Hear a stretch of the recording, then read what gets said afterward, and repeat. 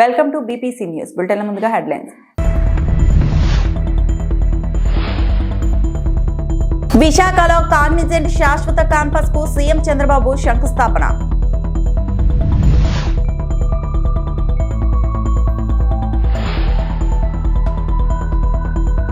ప్రపంచ కప్ విజేతలైన మహిళా అందుల క్రికెటర్లను అభినందించిన పవన్ కళ్యాణ్.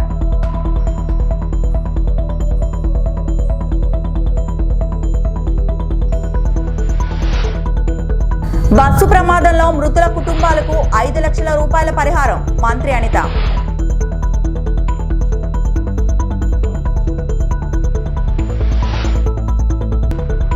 తెనాలిలో మీనాక్షి చౌదరి సందడి.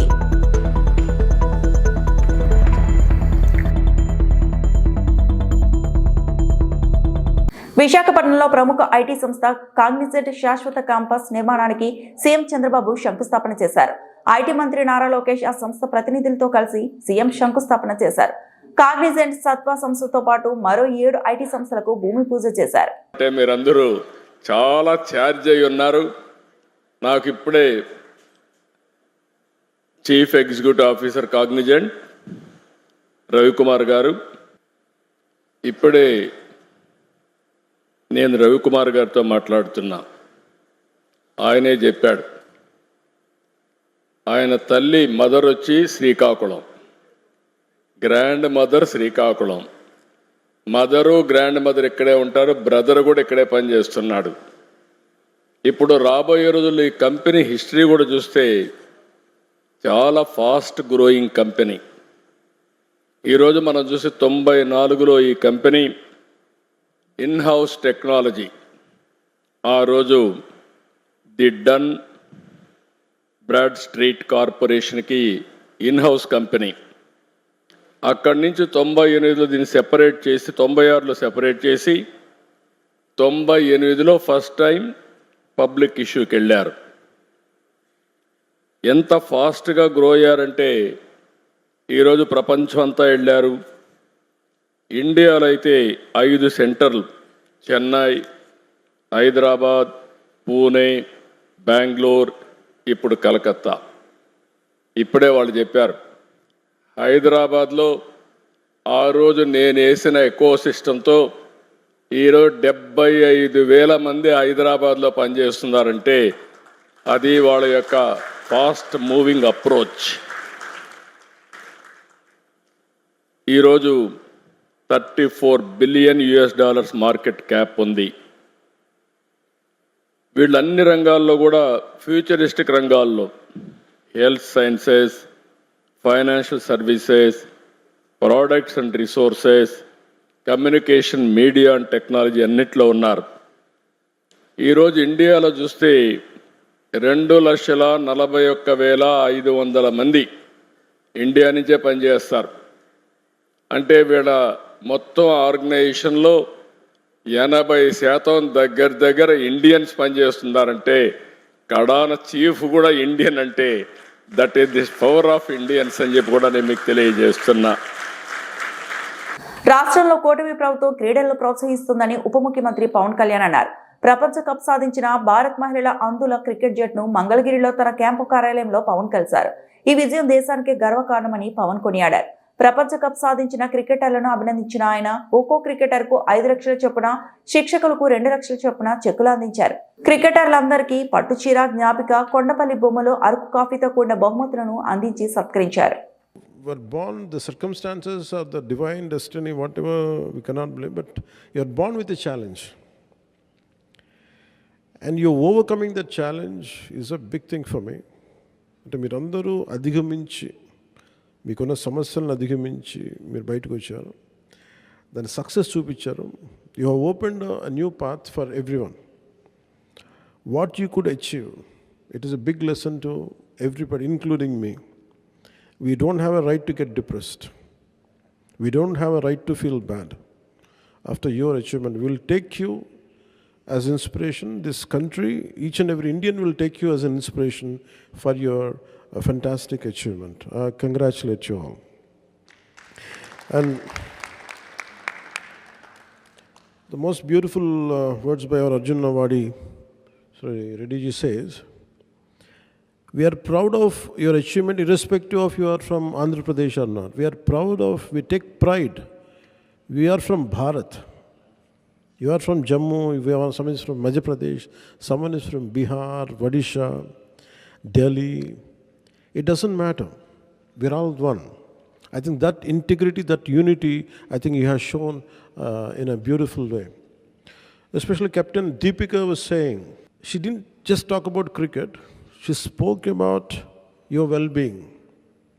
All the cricketers. I wish every Indian has this kind of attitude towards other states. We have to learn from you, Captain Deepika. You're wonderful. Your social consciousness, your camaraderie for your fellow team members, it's amazing. Captain Deepika గురించి చెప్పాలంటే మాటల్లో ఆట కష్టం మాత్రమే కాదు, మా ఊరికి కావాల్సిన సదుపాయాల గురించి మాట్లాడాలనే సామాజిక స్పృహ నిజంగా ఉంది. సో మీరు అన్నట్టుగా అజయ్ గారు, thank you for your wonderful speech. And I know we met in Ranasthalam. Thanks for your inspiring words. And thank you for bringing all the issues. Andhra ACA, Andhra Cricket Association. I'll take it to the notice. I'll take it to the concerned ministry. And also I'll take it to the CM, Honorable CM. Of course, Prashant ji is here.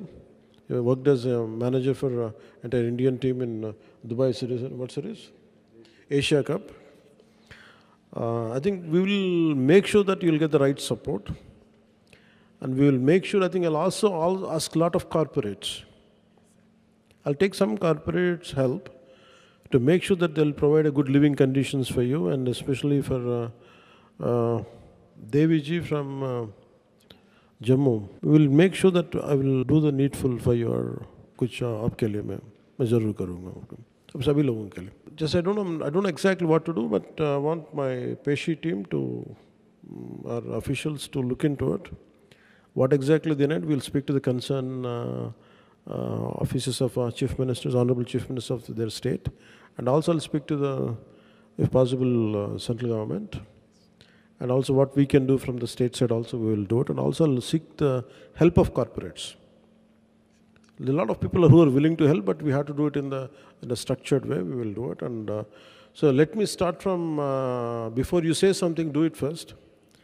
You lead the, instead of saying empty words, I would like to show it in action. So I would like to, let us start felicitating you, and I'm grateful. And in this occasion, let us be grateful for our Honorable Prime Minister Sri Narendra Modi ji, for calling you and for appreciating you, and that's a great gesture amidst his busy schedule.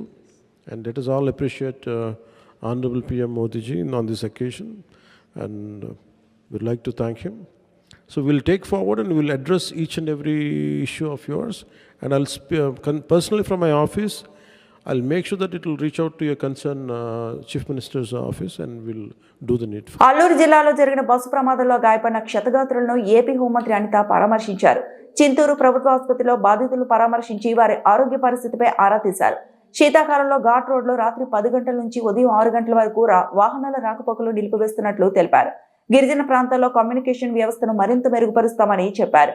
మృతుల కుటుంబాలకు రాష్ట్ర ప్రభుత్వం 5 లక్షలు, క్షతగాత్రులకు 2 లక్షల రూపాయల పరిహారం ప్రకటించినట్లు వెల్లడించారు. దురదృష్టకర సంఘటన ఈరోజు ఉదయం చిత్తూరు నుంచి వచ్చిన కొంతమంది ప్రయాణికులు, టూరిస్టులు ఎర్లీ మార్నింగ్ 4:35 ఆ టైంలో మనకి మారేడుమల్లి చింతూరు మధ్యలో ఒక దుర్గా గుడి టెంపుల్ క్రాస్ రోడ్ దగ్గర బస్సు బోల్తా పడి సుమారుగా 9 మంది మృతి చెందడం, అందులో 10 మందికి తీవ్ర గాయాలు అవ్వటం మనందరికీ కూడా తెలుసు. నిజంగా చాలా దురదృష్టకర సంఘటన. వాళ్ళు ఎంతో దూర ప్రాంతాల నుంచి దేవాలయాలన్నీ కూడా దర్శించుకోవాలనే ఉద్దేశంతో సింహాచలం వెళ్ళి, సింహాచలం నుంచి అరకు మీదుగా భద్రాచలం వెళ్ళి అక్కడ నుంచి వెళ్ళాలి అని చెప్పి ఒక ప్లాన్ ప్రకారం వాళ్ళందరూ కూడా ఒక బస్ బుక్ చేసుకొని రావడం జరిగింది. మ్యాక్సిమం అందరూ కూడా చిత్తూరు డిస్ట్రిక్ట్ వాళ్ళు, కొంతమంది బెంగళూరులో సెటిల్ అయిన వాళ్ళు కూడా ఉన్నారు, కొంతమంది పలమనేరు టౌన్ నుంచి కూడా ఉన్నారు. సో ఓవరాల్గా 37 మెంబర్స్ విత్ డ్రైవర్తో కలిపి 37 మెంబర్స్ అందులోని ప్రయాణం చేస్తున్నారు, 2 డ్రైవర్లతో కలిపి. అందులోని 9 మంది మృతి చెందడం జరిగింది. అందులో పలమనేరు టౌన్ నుంచి ఒక 2, చిత్తూరు టౌన్ నుంచి ఒక 2, అదేవిధంగా తిరుపతి నుంచి ఒకరు, తెనాలి నుంచి ఒకరు, బెంగళూరు నుంచి ఒకరు, ఇంకొక బెంగళూరు నుంచి ఇంకొకరు. ఓవరాల్గా నరసింహపల్లి విలేజ్, తానవనంపల్లి మండలం, చిత్తూరు డిస్ట్రిక్ట్, అక్కడ నుంచి ఒకరు. అంటే ఓవరాల్గా 5 మహిళలు, 4 పురుషులు ఇందులో చనిపోవడం జరిగింది.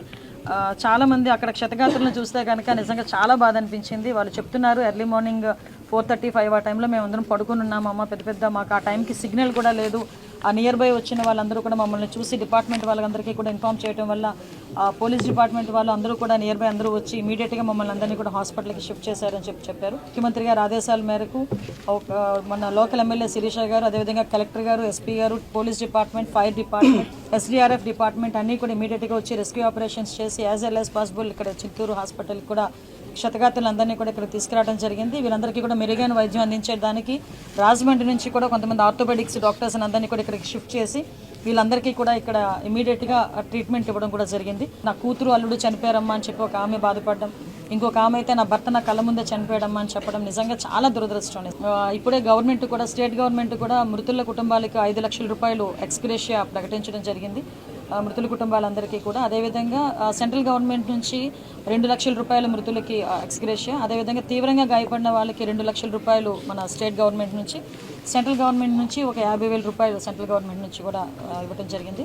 ఇమీడియట్గా వీళ్ళందరినీ కూడా చిత్తూరు ప్లేస్కి, వాళ్ళ ప్లేస్కి, చిత్తూరు డిస్ట్రిక్ట్కి ఇక్కడ కలెక్టర్ గారు, రెవెన్యూ డిపార్ట్మెంట్ వాళ్ళని, అదేవిధంగా పోలీస్ డిపార్ట్మెంట్ వాళ్ళని కలిపి ఒక 2 బస్సులు కూడా అరేంజ్ చేసి, ఆ బస్సులు కూడా స్లీపర్ బస్సులు అరేంజ్ చేస్తున్నాం. ఎందుకంటే వాళ్ళందరూ కూడా దెబ్బలు తగిలి ఉన్నారు, కూర్చోలేరు అంత దూరం కాబట్టి ఒక స్లీపర్ బస్సెస్ని అరేంజ్ చేసి డ్రైవర్స్ని కూడా ప్రాపర్గా పెట్టి క్షేమంగా వాళ్ళందరినీ కూడా చిత్తూరు అక్కడికి చేరుస్తాం. చిత్తూరు కలెక్టర్ గారు వాళ్ళందరినీ అక్కడి నుంచి హ్యాండ్ ఓవర్ చేసుకుని వాళ్ళ ప్లేసెస్కి అక్కడ నుంచి వాళ్ళని సురక్షితంగా వాళ్ళ గ్రామాలకి చేరవేస్తారు. పోస్ట్ మార్టంలో ఆల్రెడీ స్టార్ట్ అయినాయి. పోస్ట్ మార్టం అయిపోయిన తర్వాత వాళ్ళ ఆ మృతుల కుటుంబాలకి వాళ్ళని కూడా బాడీస్ని కూడా చెప్పి వాళ్ళ ప్లేసెస్ కూడా తరలించడం జరుగుతుంది. నిజంగా ఇటువంటి సంఘటనలు జరగకూడదని ఇందాకే కలెక్టర్ గారు, ఎస్పీ గారు అందరం కూడా మేము మాట్లాడుకొని, ఇంతకుముందు ఒక సిస్టమ్ ఉండేది. వింటర్ టైంలో పొగమంచు ఎక్కువగా ఉంటుంది కాబట్టి, విజిబిలిటీ తక్కువగా ఉంటుంది కాబట్టి నైట్ 10 o'clock నుంచి మార్నింగ్ 6 o'clock వరకు ఈ పాసెంజర్స్ వెహికల్ ఏదైతే ఉంటాయో వాటన్నిటిని ఆఫ్ చేసాము. మళ్ళీ తిరిగి అది కంటిన్యూ చేయాలి. ఇంతకుముందు మేము అరకు, పాడేరు రోడ్లు అయితే అవి ఇప్పటికీ కూడా అమలవుతున్నాయి. కానీ ఇప్పుడు ఈ ఏరియాలో కూడా కొంచెం టూరిజం పెరిగింది, మారేడుమల్లి ఇటువైపు అంతా కూడా టూరిజం పెరిగింది కాబట్టి డెఫినెట్గా ఈ నిబంధనలు ఇక్కడ కూడా ఉండాలి అని ఒక దృక్పథంతో ఈ రోజు నుంచి అవి కూడా అమలు చేసేదానికి మేమందరం కూడా తిరుపతిని స్పోర్ట్స్ హబ్ గా మారుస్తామని షాప్ చైర్మన్ ఆనిమిని రవినాయుడు అన్నారు. దామినేడు వద్ద షాప్నకు 28.37 ఎకరాలు కేటాయిస్తూ ప్రభుత్వ ఉత్తర్వులు జారీ చేసింది. ఆంధ్రప్రదేశ్ స్పోర్ట్స్ అథారిటీకి 28 ఎకరాల 30 సెంట్లు భూమిని కేటాయిస్తూ గౌరవ ముఖ్యమంత్రి చంద్రబాబు నాయుడు గారు జీవో విడుదల చేసే విధంగా చర్యలు తీసుకోవడం జరిగింది. ఈరోజు ఒక ట్రైనింగ్ అకాడమీ ఇక్కడ తీసుకొని రాగలిగితే మన వాళ్ళు ఇక్కడ ట్రైనింగ్ జాతీయ స్థాయిలో, అంతర్జాతీయ స్థాయిలో, ఒలింపిక్ స్థాయికి వెళ్లే పరిస్థితి ఉంది. ఈ ల్యాండ్ లో మల్టీపర్పస్ యూజేజ్ ఉండే విధంగా, నేషనల్ స్టాండర్డ్స్ తో ఇన్ఫ్రాస్ట్రక్చర్ బిల్డ్ చేసే విధంగా, స్పోర్ట్స్ సిటీని డెవలప్ చేసే విధంగా చర్యలు మొదలు పెడతాం. డిపిఆర్ ని రెడీ చేసిన తర్వాత తొందరలోనే దీనికి శంకుస్థాపన చేసే కార్యక్రమానికి కూడా శ్రీకారం చుట్టాం. ఈ రోజు అన్ని డిసిప్లిన్స్ ఇక్కడ ఉండి ట్రైన్ అవ్వగలిగితే అథ్లెటిక్స్ కానీ, జిమ్నాస్టిక్స్ సెంటర్ కానీ, వెయిట్ లిఫ్టింగ్ కానీ, జూడో కానీ, బ్యాడ్మింటన్, టెన్నిస్, ఇవన్నీ ఆర్చరీ, ఇవన్నీ కూడా ఇక్కడ తీసుకొని రావాలనేది ముఖ్య ఉద్దేశం. తిరుపతిని స్పోర్ట్స్ హబ్ గా మార్చాలనే విధంగా ముందుకు వెళ్తున్నాం. అమరావతి స్పోర్ట్స్ క్యాపిటల్ ఉంటుంది, తిరుపతి స్పోర్ట్స్ సిటీగా ఉంటుందని కూడా తెలియజేసుకుంటూ తొందరలోనే దీనికి సంబంధించిన ప్రక్రియను కూడా పూర్తి చేసి క్రీడాకారులకు ఎంత తొందరగా వీలైతే అంత తొందరగా అందుబాటులోకి నగర పరిధిలో పెద్ద ఎత్తున భూపందేరం నడుస్తుందని మాజీ మంత్రి వైఎస్ఆర్సీపీ నేత గుడివాడ అమర్నాథ్ ధ్వజమెత్తారు. ఏపీలో రూపాయికి ₹1 భూ కేటాయింపులు చేస్తున్నారని ప్రశ్నించారు. పక్క రాష్ట్రాల్లో కూడా భూములు ఇలానే ఇస్తున్నారా అని నిలదీశారు. కేవలం ఏపీలోని రూపాయికి ₹1 భూ కేటాయింపులు జరుగుతున్నాయన్నారు. విశాఖపట్నం నుంచి మీడియాతో మాట్లాడిన గుడివాడ అమర్నాథ్ ఏపీలో భూ పందేరంలో భాగంగానే ఈ తరహా కేటాయింపులు జరుగుతున్నాయని మండిపడ్డారు. తమ హయాంలో ఏ కంపెనీకి రూపాయికి భూములు ఇవ్వలేదన్నారు. ఇన్ఫోసిస్ లాంటి పెద్ద పరిశ్రమ వైఎస్ఆర్సీపీ హయాంలోనే వచ్చిందన్నారు. రూపాయికి ₹1 ఎందుకు చేస్తా ఉన్నారు? దీంట్లో ఉన్నటువంటి మీ స్వలాభం ఏంటి? ఎందుకు ఈ పెద్ద కంపెనీల పేరిట మీరు ఈ రకమైనటువంటి వెనకాతల ఈ పెద్ద ఎత్తున భూపందేరాన్ని చేస్తా ఉన్నారు అనేటువంటిది ప్రజలు అడుగుతున్నటువంటి ప్రశ్న. సత్వా గ్రూప్ అని, కపిల్ గ్రూప్ అని, లేదా ఇంకో గ్రూప్ అని దాదాపు 25 కోట్లు 20 కోట్ల రూపాయలు విలువైనటువంటి భూముల్ని 50 లక్షలకి, ₹1 కోటి మీరు కేటాయిస్తూ ఉంటే దీని వెనకాతలు ఉన్నటువంటి మీ లాలూచి ఏంటి? ఇవే గ్రూప్స్ ఏ హైదరాబాద్లోనో, ఏ చెన్నైలోనో, బెంగళూరులోనో, ఇతర ప్రాంతాల్లో ఆయా ప్రభుత్వాలు ఈ రకంగానే భూములు ఇచ్చుంటాయి, అక్కడ పక్క రాష్ట్రాలు ఇస్తూ ఉన్నాయి, మనం ఇవ్వడంలో తప్పేంటి అని అడిగితే మేము సరే పక్క రాష్ట్రాలు ఇస్తున్నాయి కాబట్టి మనం కూడా ఇవ్వడంలో తప్పలేదని చెప్పి మేము కూడా యాక్సెప్ట్ చేసేవాళ్ళం, ప్రజలు కూడా యాక్సెప్ట్ చేసేవారు. కానీ ఇవే సంస్థలు పక్క రాష్ట్రంలో భూములు ప్రభుత్వాలు ఆక్షన్స్ పెడితే ఆక్షన్స్లో పార్టిసిపేట్ చేసి 100 కోట్లకి, 150 కోట్లకి, 50 కోట్లకి భూములు కొంటున్నటువంటి ఇవే సంస్థలకి మీరు ఎందుకు ఇక్కడ ఇంత తక్కువ ధరలకు భూములు ఇస్తా ఉన్నారు? అవేవి ఐటీ ఎనేబుల్ సర్వీసెస్ కాదే, అవేవి ఐటీ సంస్థలు కాదే, రియల్ ఎస్టేట్ సంస్థలు అవి. వీళ్ళు బిల్డింగ్లు కట్టి ప్రైవేట్ వాళ్ళకి అద్దెలకు ఇచ్చి అద్దెలు తీసుకునేటువంటి సంస్థలు ఇవి. వాటికేమో మీరు రూపాయికి, ₹10 భూములు ఇస్తే విశాఖపట్నంలో ఉన్నటువంటి ల్యాండ్ అవైలబిలిటీ చాలా తక్కువ, ప్రభుత్వం చేతిలో ఉన్నటువంటిది. అటువంటి దాన్ని 50 ఎకరాలు, 20 ఎకరాలు, 30 ఎకరాలు హార్ట్ ఆఫ్ ద సిటీ, రేపు భోగాపురం వైపు ఇంటర్నేషనల్ ఎయిర్పోర్ట్ వైపు గ్రో అవుతున్నటువంటి సిటీ, ప్రతి సెంటు భూమి కూడా విలువైనటువంటి భూమి విశాఖపట్నంలో, దాన్ని కాపాడుకోవాల్సినటువంటి బాధ్యత ప్రభుత్వం మీద ఉంది. అది కాపాడడం మానేసి మీరు ఇన్ని వేల కోట్ల రూపాయలు, నాకు తెలిసి బహుశా ఈ మధ్యకాలంలో ఇవన్నీ వివిధ జీవోలు ఇవన్నీ కూడా ఈ మధ్యకాలంలో ఇచ్చినటువంటి ల్యాండ్ అలాట్మెంట్స్ దాదాపు ఒక 400 నుంచి 500 ఎకరాలు ల్యాండ్స్ ఇచ్చారు. ఏది కూడా 10 నుంచి 20 కోట్ల రూపాయలు తక్కువ ఏ భూమి లేదు మార్కెట్ వాల్యూ. అవన్నీ 50 లక్షలకి, రూపాయికి, ₹10 ఇచ్చేస్తే అంటే జవాబుదారీతనంగా ఉండాల్సినటువంటి ప్రభుత్వం, ప్రజలకి, ప్రజల ఆస్తులకి, ప్రభుత్వ ఆస్తులకి కస్టోడియన్గా ఉండాల్సినటువంటి ప్రభుత్వమే కంచె చేను వేసేస్తే మరి ఇంక దేనికి ప్రభుత్వం ఉన్నట్టు?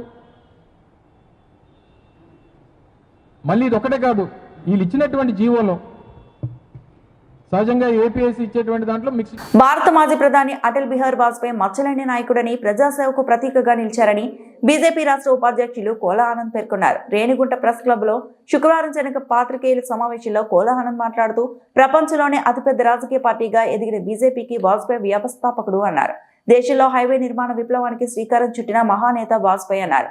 నేషనల్ హైవే అభివృద్ధి రూపకర్తగా ఆయన సేవలు చిరస్మరణీయమని తెలిపారు. ఆయన సుపరిపాలన, నైతికత, ప్రజా భద్రత పట్ల చూపిన అంకితభావం ఈ తరం నాయకులకు ఆదర్శమని పేర్కొన్నారు. ఈ నెల 14న సాయంత్రం 3 గంటలకు రేణిగుంట, మర్రిగుంట NH కూడలి వద్ద అటల్ బిహారీ వాజ్పేయి కాంస్య విగ్రహ ఆవిష్కరణ అనంతరం బహిరంగ సభను విజయవంతం చేయాలని కోలా ఆనందం పిలుపునిచ్చారు. ఈ కార్యక్రమంలో మేళాగారం సుబ్రహ్మణ్యం రెడ్డి, కూనాటి నాగరాజు, బాగేతి వెంకటేష్ తదితర బీజేపీ నాయకులు పాల్గొన్నారు. దేశ మాజీ ప్రధాని, ప్రియతమ నేత, మచ్చలేనటువంటి నాయకుడు, భారత రత్న శ్రీ అటల్ బిహారీ వాజ్పేయి గారి యొక్క విగ్రహాన్ని మన రేణిగుంట సమీపంలో మర్రిగుంట సర్కిల్ వద్ద ఆదివారం మధ్యాహ్నం 3 గంటల ప్రాంతంలో ఈ యొక్క ఆవిష్కరణ ఉంటుంది. అదే రకంగా అక్కడ జరిగే బహిరంగ సభ కూడా.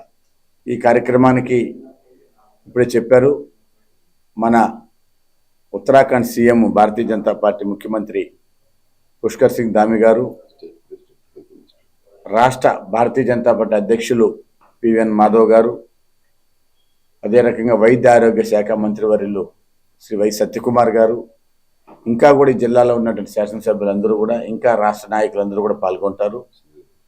మా ముఖ్యంగా స్థానిక శాసనసభ్యులు, శ్రీకాళహస్తి నియోజకవర్గ శాసనసభ్యులు బొజ్జల సుధీర్ రెడ్డి గారు, వారి నాయకత్వంలో కూడా ఈ కార్యక్రమం జరుగుతూ ఉంది.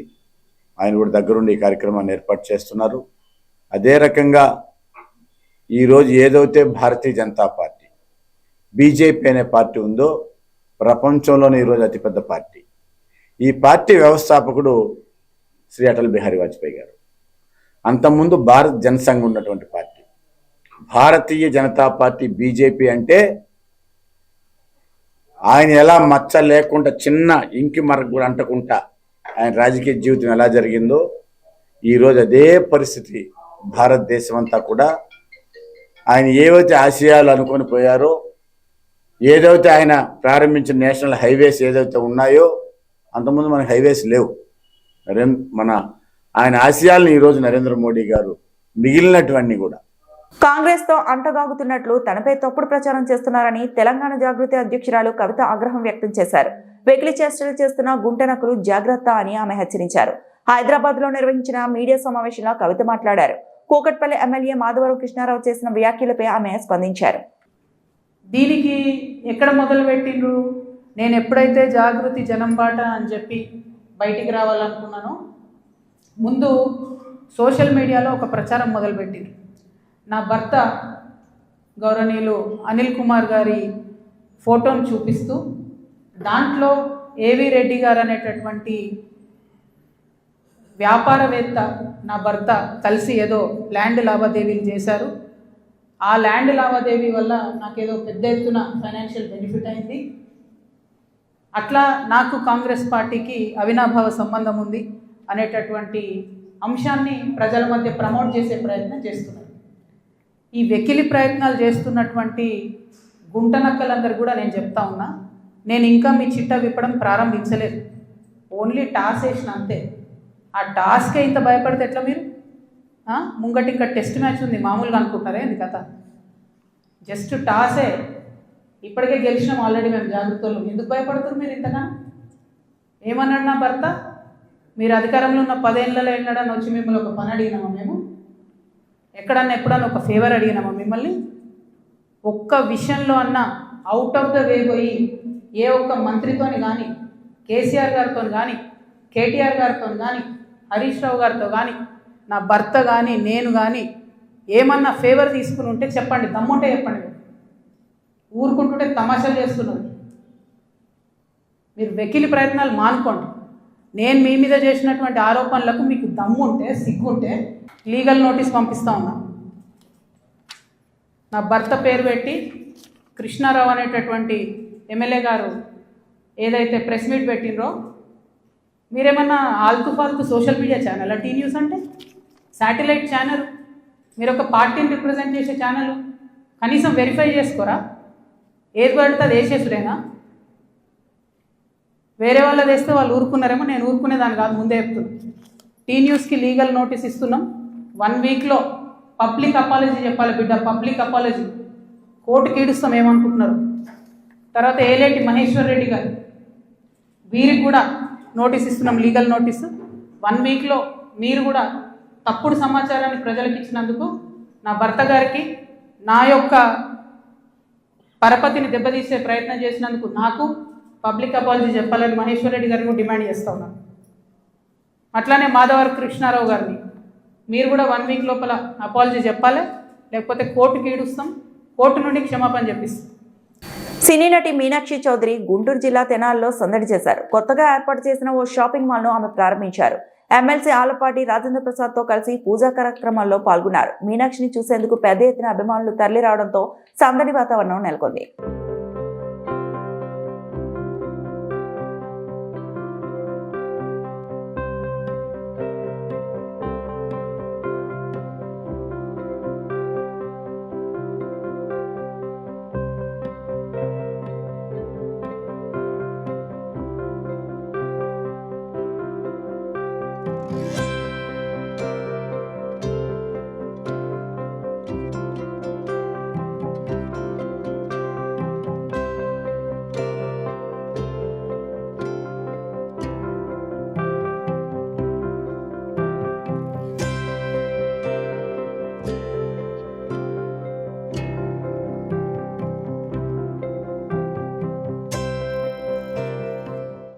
ఈ వార్తలు ఇంతటితో సమాప్తం.